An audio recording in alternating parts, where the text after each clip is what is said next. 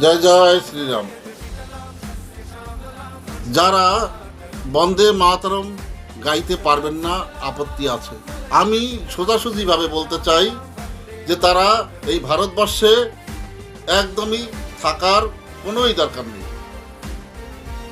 যেখানে তাদের বন্দে মাতরম গাইতে হবে না সেই দেশে তারা চলে যায়। এখানে থাকতে গেলে পরে ভারতীয় নিয়ম শৃঙ্খলা মেনে তবে গিয়ে থাকতে হবে, যেহেতু সবার জন্যই কিন্তু আইন সমান, আলাদা আলাদা করে কোনো আইন নেই। যেহেতু আমি এইটুকুই বলতে চাই তারা এই ভারতবর্ষে থাকতে পারবে না।